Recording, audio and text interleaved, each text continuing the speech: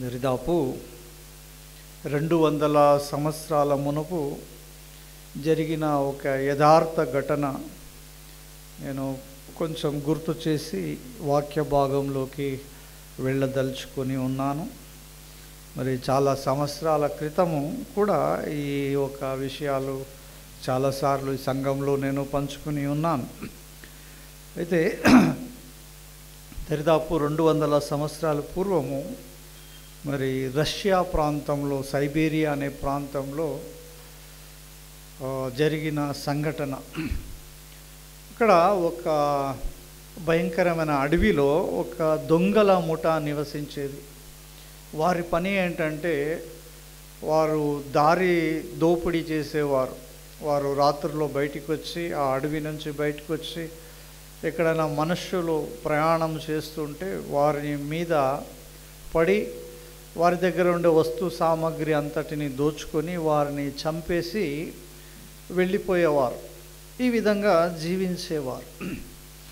అయితే అటువంటి పరిస్థితిలో వారు జీవిస్తూ ఉండేవారు. అయితే ఒక రోజున మరి అదే పనిలో వారు ఒక 2 వ్యక్తులు ఒక గుర్రం మీద అడవి గుండా పాస్ అవుతూ ఉన్నారు. మరి ఈ దొంగల ముఠా వారి మీద పడి వారిని దోచుకున్నారు. వారు గుర్రం పైన వెళ్తున్నారు. వారి గుర్రమును, వారి దగ్గర ఉన్న వస్తు సామాగ్రి అంతా కూడా దోచుకున్నారు.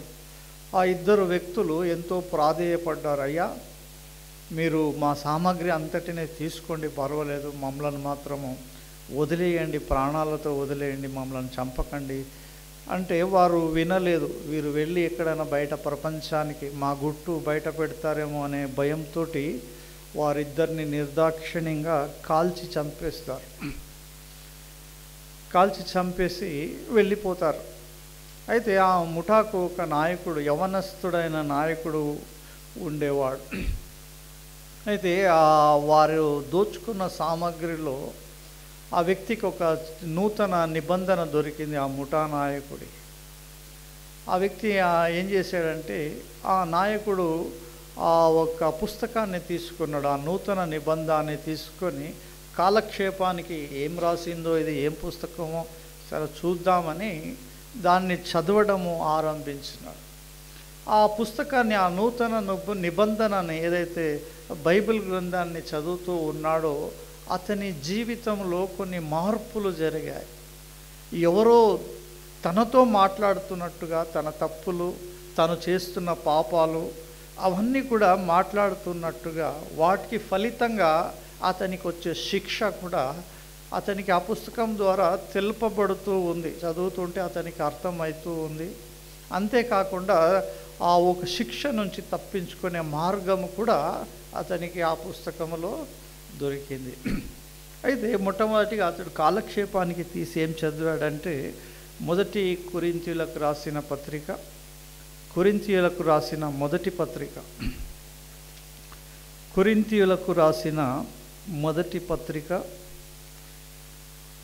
6వ అధ్యాయము 9-10 వచనాలను మనం చూద్దాం. చూడండి, అతను చదువుతుంటే అతనికి ఈ వాక్యం ఎదురుపడ్డాయి. అన్యాయస్తులు దేవుని రాజ్యమునకు వారసులు కానేరని మీకు తెలియదా? ఏమంట, ఎట్లా మాట్లాడుతుంది చూడు దేవుని వాక్యము. అతడు అన్యాయం చేస్తున్నాడు, జనాలను చంపుతూ ఉన్నాడు, మరి ఆ పాపాలు చేస్తున్నాడు. అటువంటి వ్యక్తికి ఎవరు మాట్లాడుతున్నారు? ఒక పుస్తకం తనతో మాట్లాడుతుందంటే ఎంత ఆశ్చర్యమైన సంఘటన. ఎదురెదురుగా మనిషి మాట్లాడుకుంటే కోపం వస్తుంటుంది. మనుషులకు ఏమొస్తుంది? కోపం వస్తుంది. నన్ను ఇలా అంటావా అన్నట్టుగా వారు కొట్టుకుంటూ ఉంటారు. కానీ ఇక్కడ ఒక పుస్తకము, దేవుని గ్రంథము అతనితో మాట్లాడుతూ ఉంది. అన్యాయస్తులు దేవుని రాజ్యమునకు వారసులు కానేరని నీకు తెలియదా? మోసపోకుడి, జారులైనను, విగ్రహారాధికులైనను, వ్యభిచారులైనను, ఆడంగి తనము గలవారైనను, పురుష సంయోగులైనను, దొంగలైనను, లోబులైనను, త్రాగుబోతులైనను, దూషకులైనను, దోచుకొను వారైనను దేవుని రాజ్యమునకు వారసులు కానేరరు. వా, ఎట్లా కదిలిస్తుందో చూసారా దేవుని వాక్యము. తన క్యారెక్టర్స్ అన్నీ కూడా దేవుని వాక్యము మాట్లాడుతుంది. ఏదో ఆత్మ పనిచేస్తుంది. దేవుని స్వరము దేవుని వాక్యము ద్వారా తనకు వినబడుతూ ఉంది. దోచుకుని వారు దేవుని రాజ్యమునకు వారసులు కానేరరు అని మాట్లాడుతూ ఉంది. ఏంటిదని అతడు అయోమయములో పడ్డాడు. ఏంటిది అంత నా గురించే చెప్పుతుంది, అన్ని క్యారెక్టర్స్ నాలో ఉన్నాయి కదా, ఇదేంటోలే అని మరికొన్ని ఏమంటారు పేపర్స్ అతడు మలుచుతూ ఉంటే మరికొన్ని విషయాలు అతనితో దేవుని వాక్యము మాట్లాడుతుంది. ఎఫెసీ పత్రిక 5వ అధ్యాయము 3-5. మీలో జారత్వమే కానీ ఏ విధమైన అపవిత్రతయే కానీ లోభత్వమే కానీ వీటి పేరైననో ఎత్తకూడదంట.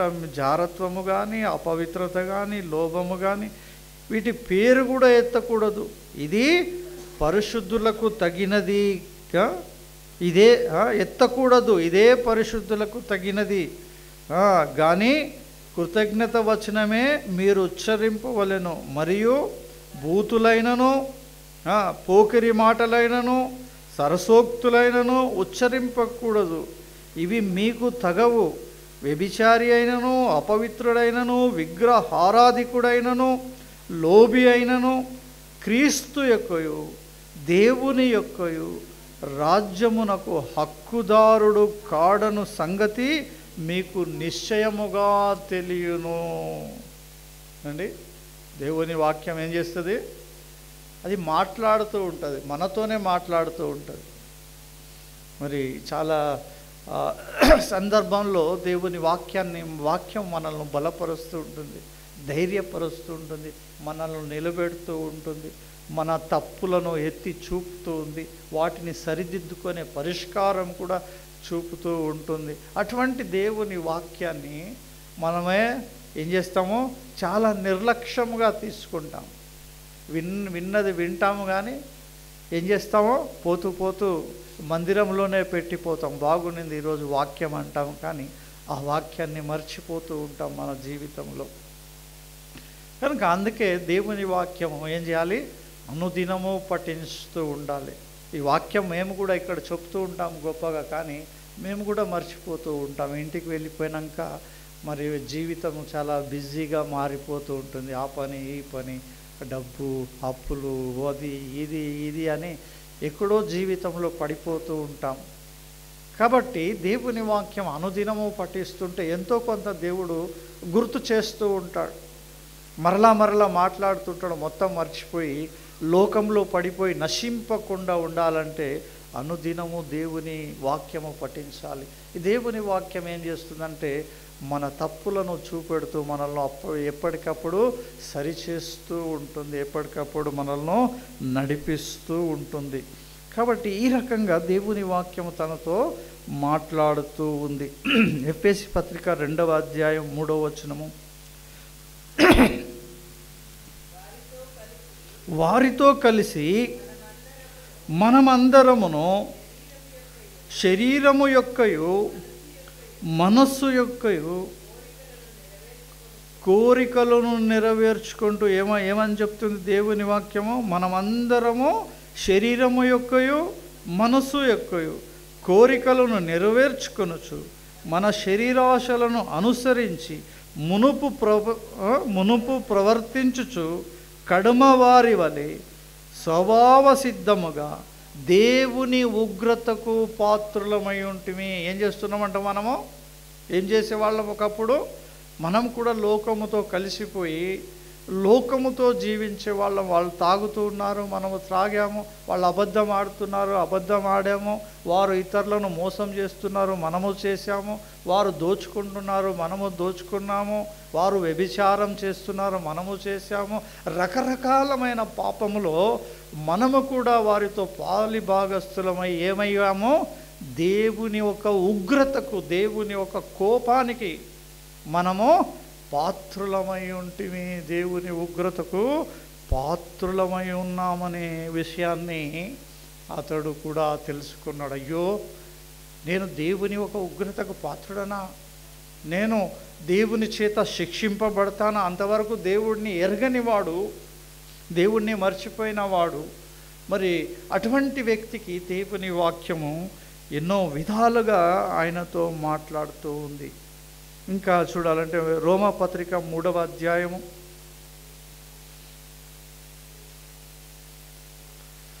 11 నుంచి చూద్దాం. నీతిమంతుడు లేడు, ఒక్కడును లేడు. ఏం లేడంట? నీతిమంతుడు ఒక్కడు కూడా లేడంట ప్రపంచంలో. ఒక కాలంలో దేవుడు ఆకాశం నుంచి భూమి వైపు చూస్తున్నాడు. నీతిమంతుడు ఎవడైనా కనబడతాడా అని చూసినప్పుడు ఒక్కడు దొరికాడు అన్నట్టు. ఎవరది? నోహావు దొరికాడు. నోహావు కాలము తర్వాత ఏమండా ఒక్కడు కూడా లేడంటున్నాడు దేవుడు. ఏమండి? ఆ నోహావు కూడా తర్వాత అతడి కూడా పాపంలో పడినట్టుగా మనం చూస్తాం. కానీ ఇక్కడ దేవుని వాక్యం చెప్తుంది, నీతిమంతుడు అనేవాడు ఒక్కడు కూడా లేడు అండి. అతడే ఏమనుకుంటూ, అరే నేనే పాపం చేస్తున్నాను, నేనే దోచుకుంటున్నాను, చంపుతున్నాను అనుకుంటున్నాను. కానీ ఇది వాక్యం ఏంటంటే ఒక్కడు కూడా నీతిమంతుడు లేడు, మంచివాడే లేడు అని వాక్యము చెప్తుంది అని అతడు తలంచుకొని చదువుతున్నప్పుడు నీతిమంతుడు లేడు, ఒక్కడునూ లేడు, గ్రహించువాడెవడునూ లేడు, దేవుని వెదుకువాడెవడునూ లేడు. ఏమండి? దేవుణ్ణి వెదుకువాడు ఎవడునూ లేడు. దేవుని వాక్యం ఏం చెప్తుంది? కొన్ని చోట్ల నన్ను వెదుకువారు నన్ను కనుగొందురు. ఏమండి? వెతికే వారికి అంట దేవుడు దొరుకుతాడంట. చాలామందికి దొరికాడు, కానీ వెతికే వాళ్ళు కావాలి దేవుడికి. ఏం కావాలి? ఆయనను వెతికే వాళ్ళు లోకంలో లేరన్నట్టు. కొన్ని గ్రంథాలు చూస్తుంటాం. సాధు సుందర్ సింగ్ గారు దేవుణ్ణి కనుగొన్నాడు. ఆయన దేవునితో ముఖాముఖిగా మాట్లాడాడు. నీకెలా తెలుసు బ్రదర్ అంటే, ఆయన రాసిన కొన్ని గ్రంథాలు ఉన్నాయి, అవి చదివితే మన ఒళ్ళు జలధరిస్తుంది. ఇటువంటి విషయాలు ఈ ప్రపంచంలో ఎవడు కూడా, ఎంత జ్ఞానమైన మాటలు ఎవడు కూడా మాట్లాడలేడు, చెప్పలేడు. ఏ విషయాలైతే ఆయనకు తెలిపారో అవి దేవుని వలన మాత్రమే కలుగుతాయని లోపట పరిశుద్ధాత్మ దేవుడు తెలియపరుస్తాడు, హెచ్చరిస్తూ ఉంటాడు. కనుక దేవుణ్ణి వెదుకువాడు ఎవడును లేడు, అందరూ త్రోవ తప్పి ఏకముగా పనికి మాలిన వారైరి, మేలు చేయువాడు లేడు, ఒక్కడును లేడు.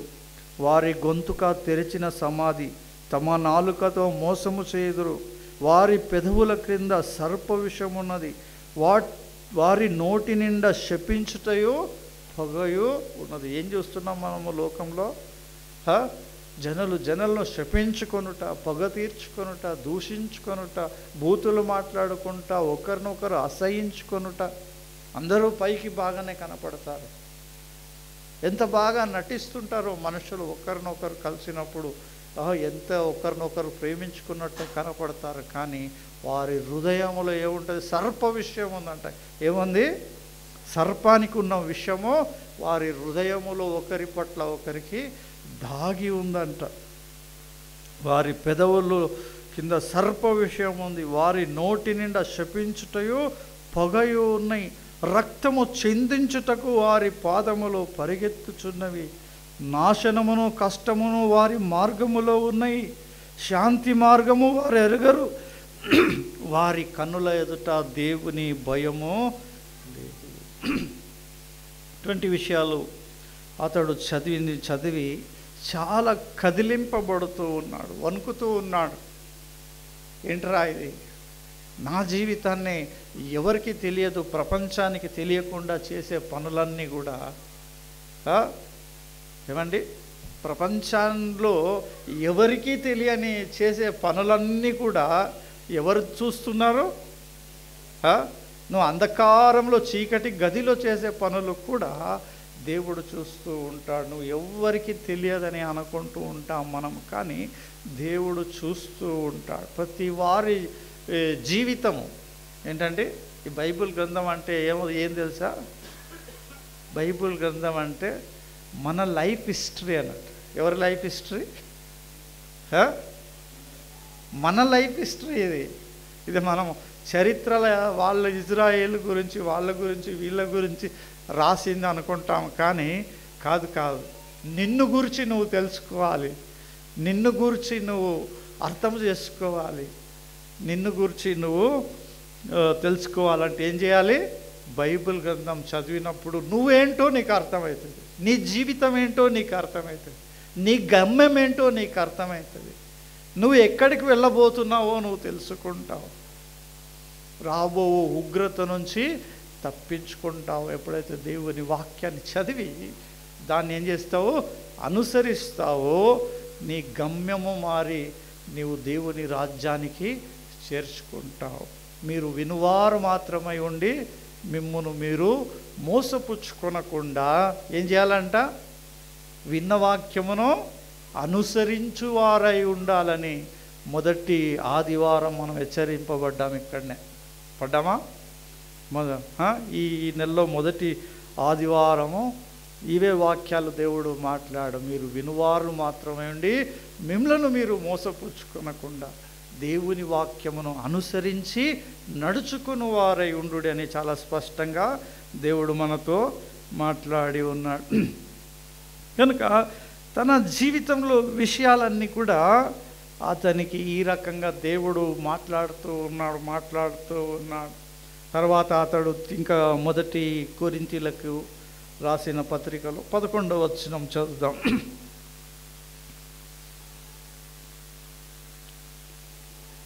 11వ వచనం, మొదటి కొరింథీయులకు రాసిన పత్రిక 6వ అధ్యాయం 11వ వచనంలో,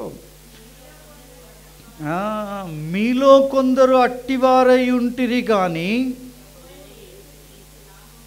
ప్రభువైన యేసుక్రీస్తు నామమునను మన దేవుని ఆత్మయందు మీరు కడగబడి పరిశుద్ధపరచబడిన వారై నీతిమంతులుగా తీర్చబడితిరి. ఏమండి, ఒక నిరీక్షణ తన జీవితంలో ఉంది. ఇంతవరకు తను చేసిన పనులను గురించి దేవుడు తెలియపరిచాడు, తాను చేసినందుకు తాను పొందబో శిక్షను తెలియపరిచాడు, అతనిలో ఎంతో భయమును వణుకును దేవుని వాక్యము ద్వారా పుట్టించాడు. కానీ ఇప్పుడు ఒక నిరీక్షణ కూడా దేవుడు ఇస్తూ ఉన్నాడు. ఏంటది? మీలో కొందరు అట్టివారై ఉంటిరి గాని ప్రభువైన యేసుక్రీస్తు నామమున దేవుని ఆత్మయందు కడగబడి పరిశుద్ధపరచబడిన వారై నీతిమంతులుగా తీర్చబడుతారు. తన పాపములన్నీ కడుక్కొని నీతిమంతులుగా తీర్చబడే గొప్ప అవకాశము, సదావకాశం ఎక్కడుంది? దేవుని గ్రంథంలో దాచబడి ఉంది. దేవుని గ్రంథంలో దాచబడి ఉంది. నీతిమంతులుగా తీర్చబడే విషయాలు అతడు తెలుసుకున్నాడు. రోమాపత్రిక 8వ అధ్యాయం 1వ వచనము, కాబట్టి ఇప్పుడు క్రీస్తు యేసునందున్న వారికి ఏ శిక్షా విధియు లేదు. ఏమండి, ఒకటే మార్గము, నేనే సత్యమును, నేనే జీవమును, నేనే మార్గము, నా ద్వారా తప్ప ఎవడనో తండ్రి యొద్దకు పరలోకానికి రాడు, చేరడు.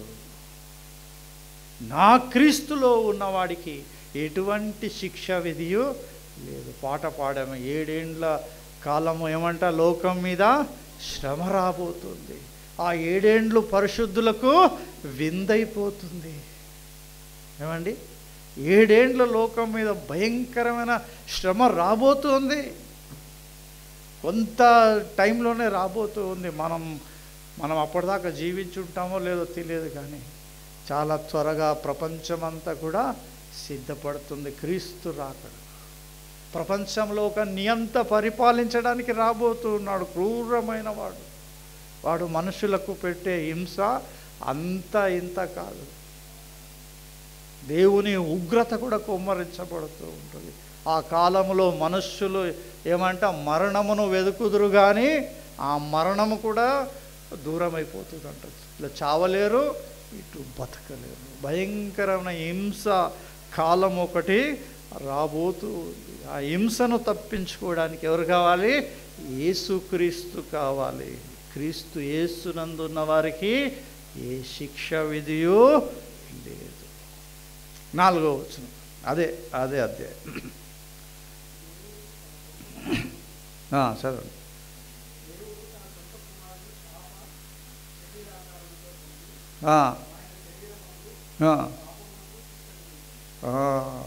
ఏమంట?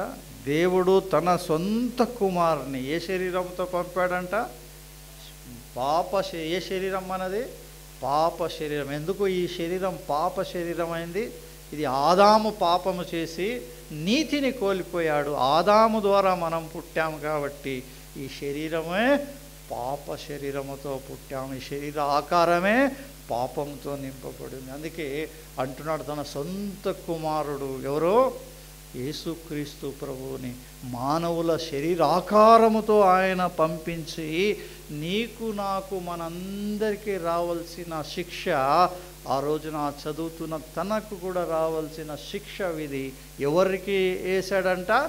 యేసుక్రీస్తు ప్రభు వారికి శిక్ష విధించాడంట. మన స్థానంలో ఆయన చనిపోయాడంట.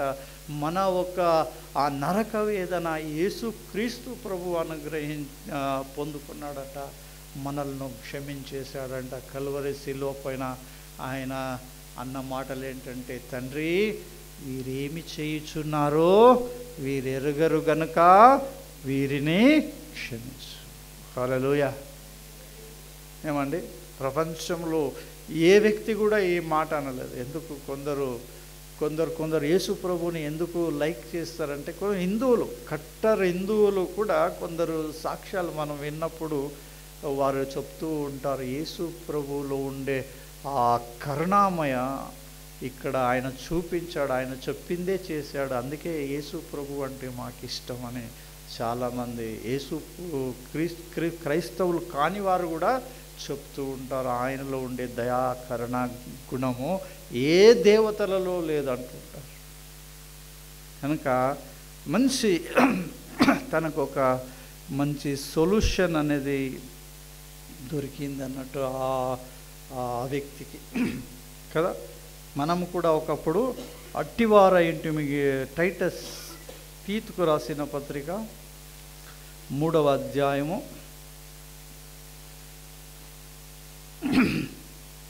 5వ వచనము, మనము నీతిని అనుసరించి చేసిన క్రియల మూలముగా కాక తన కనికరం చొప్పుననే పునర్జన్మ సంబంధమైన స్నానము ద్వారాను పరిశుద్ధాత్మ మనకు నూతన స్వభావము కలుగజేయుట ద్వారా మనలను రక్షించును. ఏమంట? మనము నీతిని అనుసరించి చేసిన క్రియల వలన కాదంట. క్రియల వలన రక్షణ రాదు. మన మానవునికి ఎంతో ప్రయాసపడుతున్నారు, ఎంతో కష్టపడుతున్నది ఈరోజు లోకము. ఉచితంగా మీకు రక్షణ ఇస్తాను, ఉచితంగా మీకు పరలోకం ఇస్తాను, కేవలం విశ్వాసం ఉంచండి, రక్షింపబడండి అని చెప్తే మానవులు నమ్మడం లేదు. ఆ రోజు మోషే ఏం చేశాడంటే, మనుషులందరినీ సర్పాలు కరిచి చంపేస్తున్నాయి, అందరూ విషముతో చనిపోతూ ఉన్నారు. దేవుడు మోషేకు ప్రార్థన చేసినప్పుడు, నీవు ఒక ఇత్తడి సర్పాన్ని నిలబెట్టు, ఎవరైతే ఆ ఇత్తడి సర్పం వైపు చూస్తారో వారందరూ బ్రతుకుతారు పో అన్నాడు. ఆ మోషే వచ్చి ఏం చేశాడంటే, ఇత్తడి సర్పాన్ని చేసి నిలబెట్టి, అయ్యా మీరందరూ ఆ ఇత్తడి సర్పాన్ని చూడండి, మీరు బ్రతుకుతారంటే అందులో కొంతమంది విశ్వాసించి చూసి బ్రతికారు, కొంతమంది ఏం చేశారంటే సందేహించినారు. ఏమయ్యా, ఆ ఇత్తడి సర్పాన్ని చూస్తే ఏడన్నా స్వస్థత కలుగుతుందా?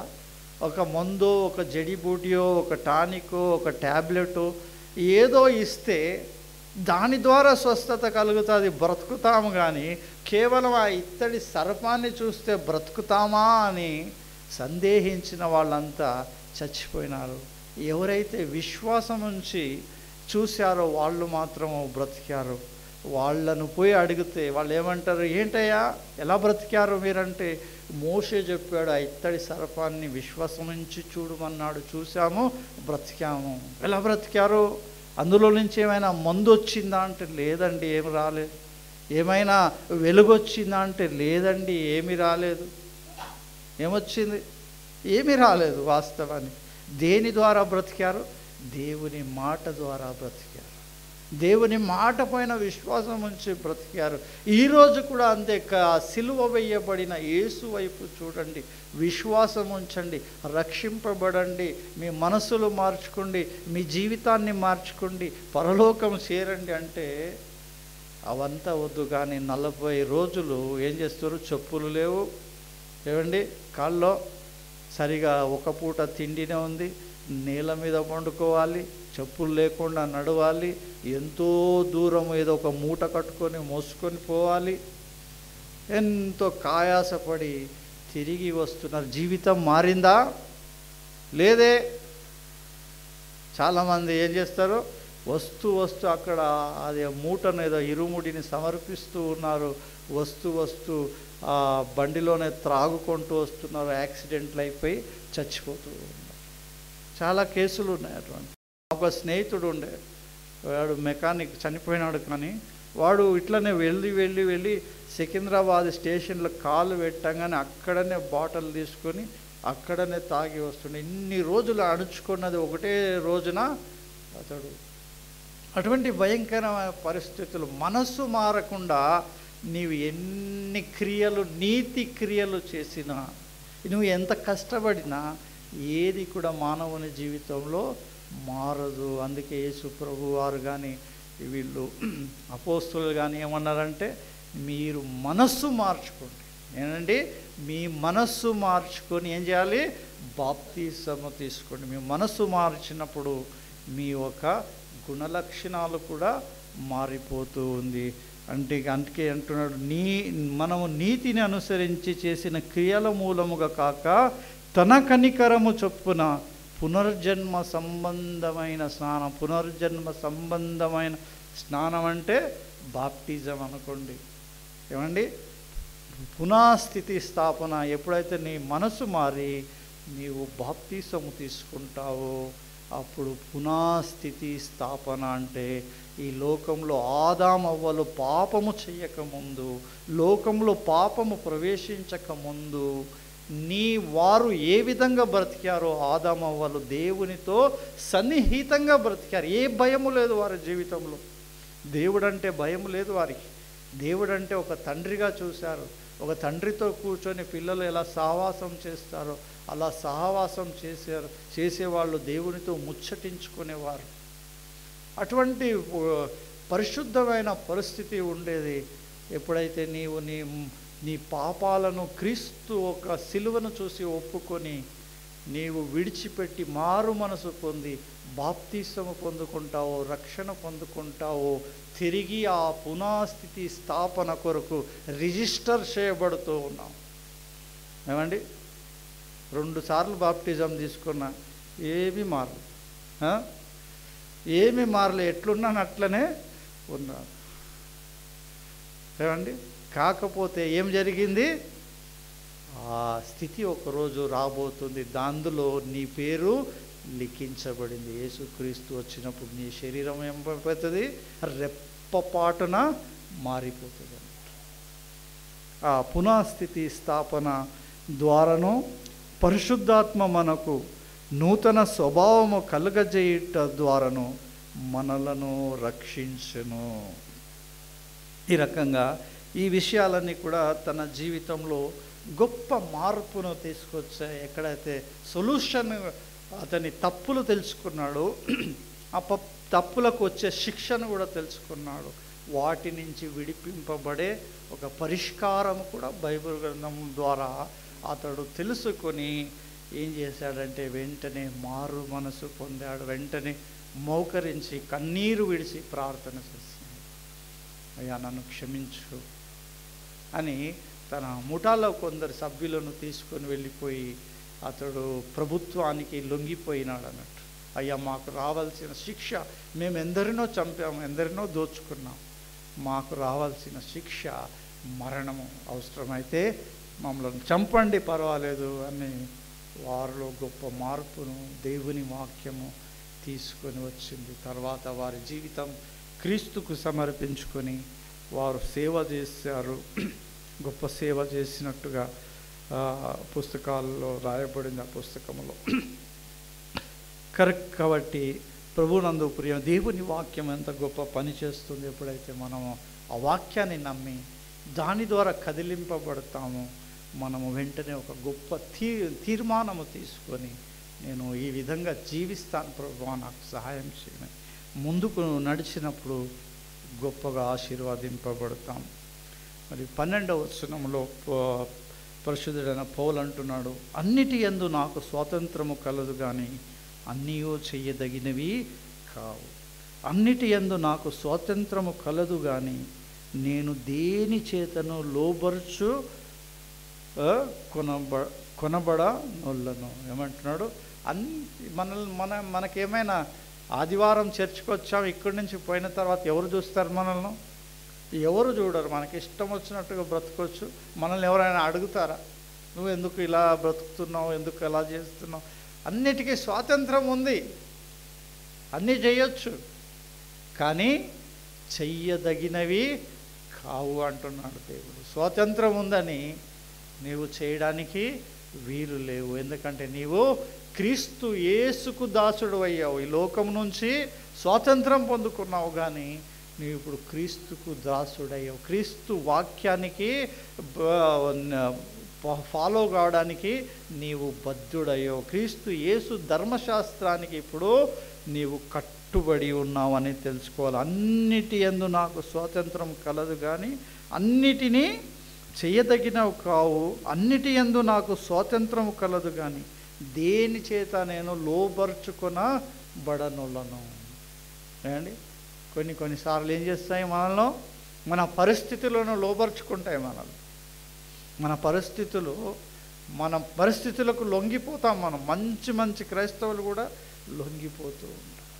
ఇలా చేయకపోతే వాళ్ళేమనుకుంటారు, ఇలా చేయకపోతే వీళ్ళేమనుకుంటారు, ఇలా చేసి తీరాల్సిందే, వచ్చిన వాళ్లకు దావత్ ఇవ్వాల్సిందే.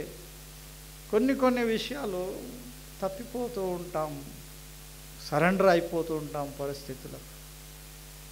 అందుకే పౌలు అంటున్నాడు, ఏది కూడా నన్ను లోబర్చుకొని, I don't care this world. నేను ఎవరిని లెక్క చేయను. దేని విషయంలో? తప్పు విషయంలో, పాపం విషయంలో నేను దేనిని లెక్క చేయను, ఎవడిని కూడా లెక్క చేయను. నా శరీరమును కూడా నేనేం చేస్తున్నాను? దాన్ని నలగగొట్టుకొని 9:27 ఇదే 1 కొరింథీ పత్రిక ఒకసారి చేద్దాం. ఏమంటాడు పౌలు? 9:27లో ఏముందంటే, ఒకవేళ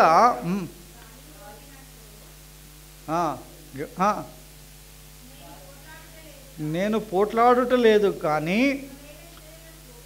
ఒకవేళ ఇతరులకు ప్రకటించిన తర్వాత నేనే భ్రష్టుడనైపోదునేమో అని నా శరీరమును నలగగొట్టి దానిని లోబర్చుకొనుచున్నాను. ఏమండి, ఇక్కడ ఒక మర్మం ఉంది. లోకానికి మనము లోబడకుండా ఉండాలంటే ఏం చేయాలి? మన శరీరమును నలగొట్టుకోవాలి. మన శరీరమును నలగొట్టుకోకపోతే ఈ శరీరము లోకానికి లొంగిపోతుంది. కాబట్టి అతడు ఏమంటున్నాడు? ఇతరులకు చెప్పిన తర్వాత, ఇతరులకు బోధించిన తర్వాత నేనే భ్రష్టుడనైపోతానేమో, నేనే లోకానికి లోబడిపోతానేమో అని చెప్పి ఈ శరీరాన్ని నలగగొట్టుకొని ఏమంట, నేను దానిని లోబర్చుకుంటున్నాను, శరీర ఇచ్చలను నేను కట్టడి చేసుకుంటూ ఉన్నాను. ఎంత గొప్ప మాట, ఎంత గొప్ప అనుభవము. ఏమండి, చదువుతాం చెప్తాం కానీ కష్టమే. ప్రయత్నము చేస్తూ ఉండాలి. మన శరీరమును నలగొట్టుకోవడానికి గలతీ పత్రిక 5:24లో ఏముందంటే, క్రీస్తు యేసు సంబంధులు శరీరమును దాని ఇచ్చలతోని సిలువ వేయబడి ఉన్నారు. ఏమండి, క్రీస్తు యేసు సంబంధులు దేనితో? తన శరీరముతో తన శరీరంలో పుట్టే ఇచ్చలతో ఏమైపోయారంట? వాళ్ళు సిలువ వేయబడి ఉన్నారంట. సిలువ వేయబడి. సిలువ వేసుకుంటున్నారా శరీరములో? నా ఒక స్నేహితుడు ఉన్నాడు, అతనికి నాకు ఎప్పుడు గొడవ జరుగుతూనే ఉంటుంది. అరే మీ క్రైస్తవులు పచ్చి తాగుబోతలయా, ఒక్కడు కూడా మంచిలేడు. నేను మొన్న ఎవరికో పెళ్లి జరిగింది, క్రైస్తవుల పెళ్ళి. వాళ్ళు క్రైస్తవులు అని చెప్పుకుంటున్నారు కానీ అందరూ తాగుతున్నారట. మాకంటే ఎక్కువ తాగుతారయ్యా మీరు అంటారు. అరే అన్నా, నువ్వు ఎవరిని చూసి ఎవరు అనుకుంటున్నావు? వాళ్ళు క్రైస్తవులు అంటే అర్థం కాదు వాళ్ళకి. పాపం వాళ్ళకేం అర్థమైతే అందరు క్రైస్తవులు ఒకటే అనుకుంటారు. కర్మకాలి అతనికి ఉండే క్రైస్తవుల స్నేహితులంతా అటువంటి వాళ్ళు ఉన్నారు. ఎక్కువ అంటే ఎక్కువ, నన్ను తప్పించి అందరూ అంతే, మాకంటే ఎక్కువ అన్నట్టుగా ఉంటుంది. కాబట్టి ఎందుకంటే ఈ క్రైస్తవులు ఏం చేసుకోలేదు? తన శరీరమును నలగొట్టుకుంటలేరు, తన శరీరమును, తన ఇచ్చలను సిలువ వేసుకోలేకపోతూ ఉన్నారు. ఏమండి? కాబట్టి మరి ఎఫ్ఎసి 2 గలతీ పత్రిక 2:20 చూడమ్మా. 2:20 నేను క్రీస్తుతో కూడా సిలువ వేయబడి ఉన్నాను. ఏంటంట? ఎంత మంచి మాట. నేను క్రీస్తుతో కూడా సిలువ వేయబడి ఉన్నాను, ఇకను జీవించువాడను నేను కాను, క్రీస్తే నా యందు జీవించుచున్నాడు. ఇప్పుడు నేను శరీరమందు జీవించుచున్న జీవితము నన్ను ప్రేమించి నా కొరకు తన్ను తాను అప్పగించుకొనిన దేవుని కుమారుని యందలి విశ్వాసము వలన జీవించుచున్నాను. ఏమండి? నా కొరకు నేను బ్రతకను, నా శరీర ఇచ్చల కొరకు నేను బ్రతకను. ఈ శరీరమును సిలువ వేసుకున్నాను. ఈ శరీరమును నశించిపోయే దేవుని ఉగ్రతకు పాత్రమైన ఈ శరీరము కొరకు, ఈ శరీరమును బ్రతికించడం కొరకు ఆ యేసుక్రీస్తు సిలువలో మరణించాడే. ఈ శరీరమును ఆయన ద్వారా ఈ శరీరముకు జీవం వచ్చిందే. కాబట్టి నేను ఒక పని చేస్తాను, ఈ శరీరమును దీని ఇచ్చలను నేను మానివేసి ఆయన ఇచ్చలను నెరవేర్చడానికి, క్రీస్తు ఇచ్చలను, క్రీస్తు ఒక ఆయన కొరకు నేను జీవిస్తానని ఒక మంచి తీర్మానము పౌలు అక్కడ తీసుకున్నట్టుగా మనకు తెలుస్తూ ఉంది. 4:19 చూడమా. అదే అదే అదే బుక్. నా పిల్లలారా, క్రీస్తు స్వరూపము మీ యందు ఏర్పడు వరకు మీ విషయమై మరలా నాకు ప్రసవ వేదన ఏమవ్వాలంట? క్రీస్తు ఒక స్వరూపము ఏమంట? క్రీస్తు స్వరూపము ఎక్కడ ఏర్పడాలంట? పోయి అద్దంలో చూసుకోండి ఏ స్వరూపం ఉందో మీలో మీకే తెలిసిపోతుంది. చూస్తురా? చూసుకోండి ఒకసారి అద్దంలో బాగా చూసుకోండి ఏ స్వరూపం ఉంది నాలో అంటే ఆ అద్దము తెలుపుతుంది మీరు ఏ స్వరూపములో ఉంటున్నారు. ఏమండి? దేవుని వాక్యం అనే అద్దంలో చూసుకోండి మీలో ఏ స్వరూపం ఉందో మీకు తెలుస్తుంది. ఏమంట పౌలు కోరిక? ఏం కావాలంట? తన సంఘంలో ఉండే ప్రతి బిడ్డ ఎట్లా కావాలంట? క్రీస్తు ఒక స్వరూపము మనలో కనపడాలంట. లోకం మనల్ని చూస్తూ ఉంటే క్రీస్తు కనపడాలంట. ఆయన ఎవరో సాధు సుందర్ సింగ్ రోడ్డు మీద నడుచుకుంటూ వాక్యము చెప్పుకుంటూ పోతుంటే Jesus is going, Jesus is going, క్రీస్తు పోతున్నాడు అనేవారంట. అటువంటి ఆయనకు ఆ స్వరూపం ఉన్నప్పుడు ఏంటి మనలో ఎవరి స్వరూపం ఉంది? మన స్వరూపం ఎలా ఉందో ఒకసారి ఆలోచించుకుందాం. 6వ అధ్యాయము 7, 8, 9 వచనాలు ఒకసారి చూడండి. గలతీ పత్రిక.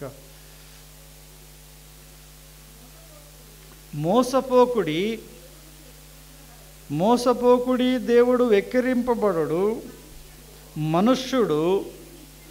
మనుష్యుడు ఏమి విత్తునో ఆ పంటనే కోయును. మోసపోవద్దు. దేవుడు వెక్కిరింపబడడు. దేవుణ్ణి మనం మోసం చేయలేము. దేవుణ్ణి మనం ఏమార్చలేము. దేవుని కళ్ళును మనం ముయ్యలేము. ఆయనకు ఏం తెలుసంట? నీ హృదయములో తలంపు పుట్టక మునపే ఏమంట? అది ఆయనకు తెలియదు. ఏమండి? అంత గొప్ప దేవుణ్ణి మనము మోసం చేయలేము. కాబట్టి ఏమంటున్నాడు?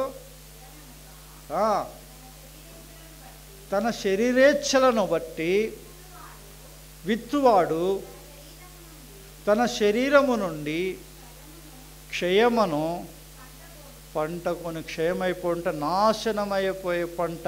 అంటే ఈ శరీరము పాపం చేస్తే ఏమొస్తుంది? ఈ శరీరము నాశనమైపోతుంది అన్నట్టు. శరీరము దేవుని ఉగ్రతకు పాత్రమైపోతూ ఉంటుంది. దేవుని కోపము ఈ శరీరము మీదికి వస్తుంది అని అర్థము. శరీరముని బట్టి, శరీరేచ్ఛను బట్టి పంట కోయివాడు శరీరానికి నాశనము కలగజేస్తున్నాడని అర్థం. తర్వాత ఏమంటాడు? ఆత్మను బట్టి విత్తువాడు ఆత్మ నుండి నిత్య జీవం అనే పంట కోయును. ఏమండి? ఆత్మను అనుసరించి నడుచుకున్నామా ఏమొస్తుందంట? మనకు నిత్య జీవం వస్తుంది. పరలోకంలో ప్రవేశిస్తాం. దేవునితో సహవాసంలో ఉంటాం. దేవునితో సదాకాలం ఉంటాం. ఒకవేళ దేవుణ్ణి చూడట్లేదని నీ ఇష్టం వచ్చినట్టు బ్రతికావా, ఈ శరీరము నరకానికి పాత్రలైపోతూ అక్కడ ఏముంటుంది? అగ్ని, ఆరని అగ్ని అక్కడ ఉంటుంది. జాగ్రత్త అని దేవుని వాక్యము హెచ్చరిస్తుంది. కాబట్టి మనము మేలు చేయుటయందు విసుకకాయుందుము. ఏం చేయాలంటే మనం ఈ లోక శరీరేచ్ఛలు, లోక ఆశలను విడిచిపెట్టి ఏం చేయాలంటే మనము మేలు చేయుటయందు విసుకకాయు. మేలు చేయుట నేర్చుకోవడం చాలా మంచి విషయము. ఒకరి కోసం ఒకరు బ్రతుకుట, ఇతరులు కష్టంలో, నష్టంలో, బాధలో, ఇబ్బందులో ఉంటే వారిని పరామర్శించుట ఎంతో మంచిది. ఏమండి? మనమే కాకుండా లోకంలో ఉండే వారికి, ఎవరైనా మీకు తెలిసిన వారు క్రైస్తవులు కాదు అయినా మీరు వారి దగ్గరికి వెళ్ళి వారికి ఏదో సహాయం చేసి వారి కొరకు ప్రార్థన చేసి మీరు వచ్చినప్పుడు మీ ద్వారా ఒక ఆత్మ రక్షింపబడే అవకాశం ఉంది. కొంత డబ్బు ఖర్చు పెట్టవచ్చు, మనం చెప్పలేం. కొంచెం డబ్బు పెట్టాల్సి, కొంచెం సమయం పెట్టాలి, కొంచెం ప్రయాసపడాలి.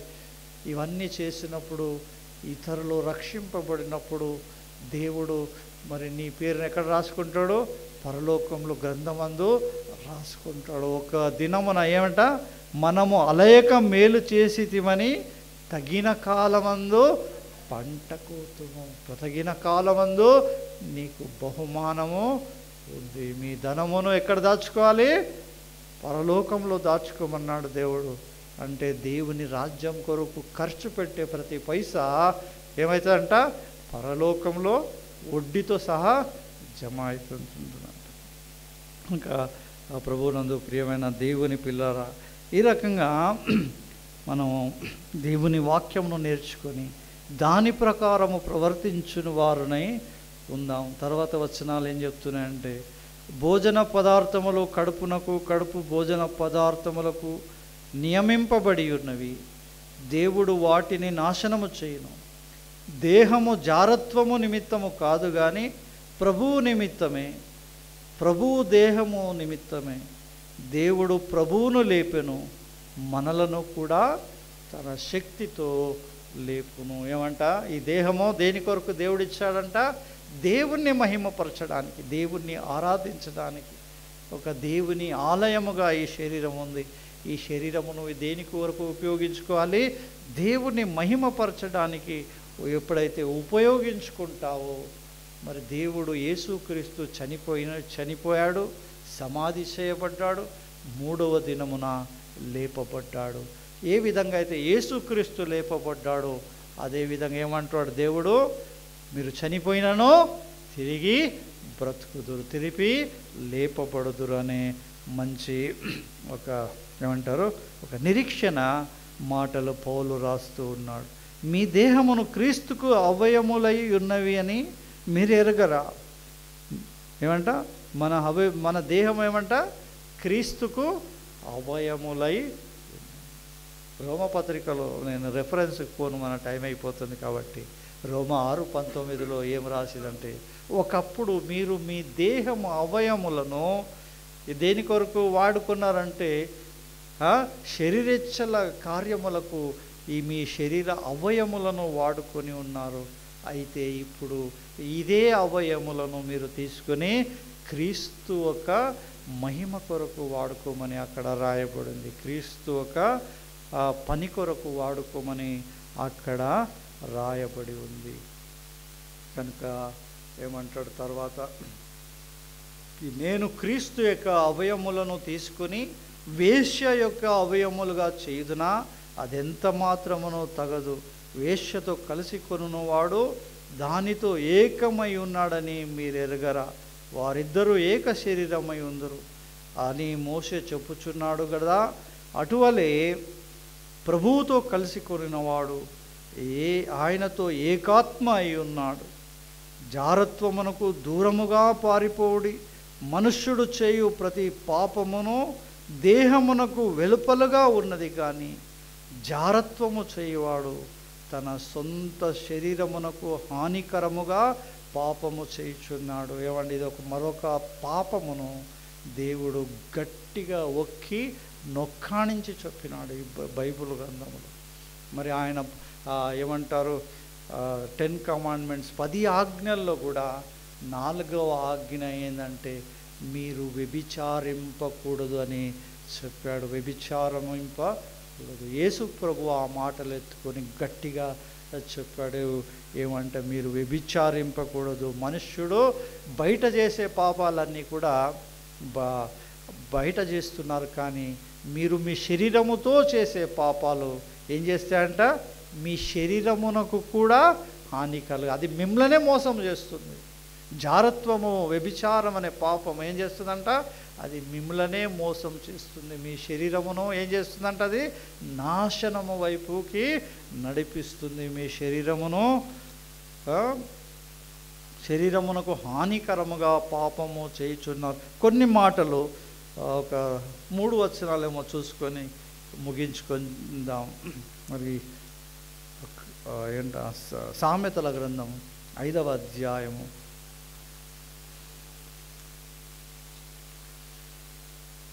8 నుంచి 5వ అధ్యాయము. జార స్త్రీ యుండు ఛాయకు పోక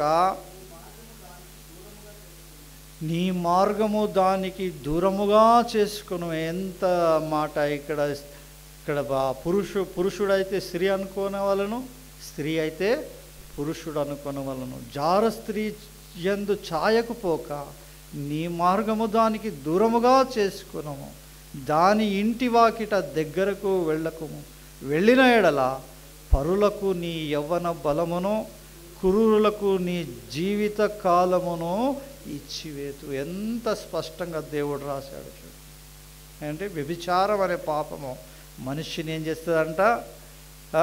మొత్తము ఖాళీ చేస్తుందంట. నీ యవ్వన బలమును, ఏమండి, నీ జీవిత కాలమును లాగేసుకుంటారంట. ఆ తర్వాత నీ ఆస్తి వలన పరులు తృప్తి పొందుతారు.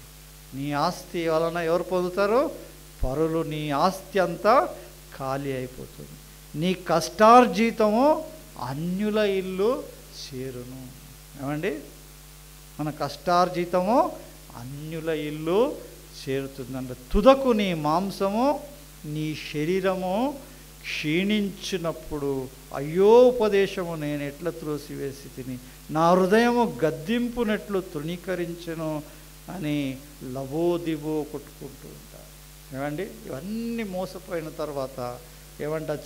ఒక మాట రాయబడింది, తుదకు నీ మాంసము, నీ శరీరమును క్షీణించిపోతుంది. లోకంలో ఒక వైరస్ వచ్చింది, HIV వైరస్, ఎయిడ్స్ అనే వైరస్. మరి ఆ వైరస్లో మనం కలిగిన వాళ్ళని ఏం చేస్తాము? వారి శరీరము క్షీణించిపోతుంది. చాలా భయంకరమైన వ్యాధి లోకంలో ప్రవేశించి, అది రాక మునుపు ఎన్నో వేల సంవత్సరాల మునుపు, 3000 సంవత్సరాల మునుపే దేవుడు తన గ్రంథములో రాసి పెట్టాడు. ఏ పాపము చేస్తే, ఏ తప్పు చేస్తే ఏమి కలుగుతుందో, మీకు ఎటువంటి శిక్షను అనుభవించబోతున్నారో సమస్తమును దేవుడు రాయించి పోయిండు. వ్యభిచారం అనే పాపము ఏం చేస్తుంది? నీ ఆస్తిని ఖాళీ చేస్తుంది, నీ బలమును ఖతం చేసేస్తుంది, నీ శరీరమును క్షీణింపజేస్తుంది, నీ మాంసమును కూడా క్షీణింపజేస్తుంది, తుదకు నిన్ను మరణమునకు నడిపిస్తుందని దేవుని వాక్యము చెప్పింది.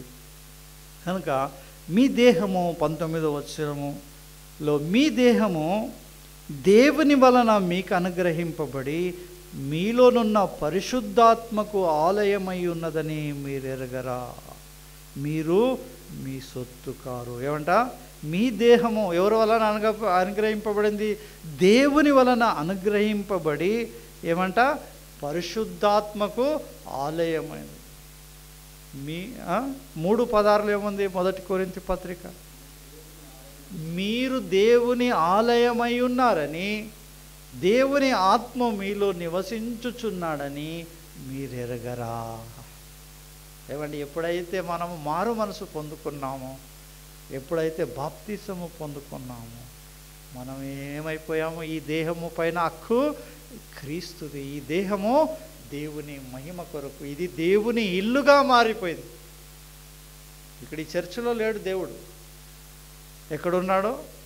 మీ హృదయంలోనే ఉంటున్నాడు, మీ గుండెల్లోనే దేవుడు ఉంటున్నాడు, మీ శరీరంలోనే దేవుడు వసిస్తున్నాడు. మరి ఈ చర్చ ఎందుకయ్యా అంటే, మనం అందరం ఒక కుటుంబ రీతిగా, ఒక ఫ్యామిలీగా చేరి మన తండ్రిని ఆరాధిస్తూ ఉన్నాం. అందుకొరకే కానీ దేవుడు ఇక్కడ ఉన్నాడనే ఉద్దేశం కాదు. దేవుడు ఎక్కడున్నాడో? మీ దేహము దేవుని ఆలయమై ఉన్నది, మన శరీరము దేవుని ఆలయముగా ఉన్నది. మీరు మీ సొత్తు కారు, విలువ పెట్టి కొనబడిన వారు గనుక మీ దేహముతో దేవుని మహిమపరచుడి. ఏంటంట? మనము అమ్మబడ్డాము. ఎవరికి అమ్మబడ్డాము? యేసుక్రీస్తుకి అమ్మబడ్డాము. ఆయన మనల్ని కొనుక్కున్నాడు. దేని ద్వారా కొనుక్కున్నాడు? పరిశుద్ధమైన నిష్కళంకమైన గొర్రె పిల్ల వంటి రక్తము చేత యేసు ఏం చేశాడు? మనల్ని విమోచించి మనల్ని కొనుక్కున్నాడు. మన దేహం ఎవరి కొరకు? ఆయన మహిమ కొరకు. కాబట్టి ప్రభువునందు ప్రియమైన దేవుని బిడ్డలారా, ఒకసారి మనమందరం మోకరించుదాం.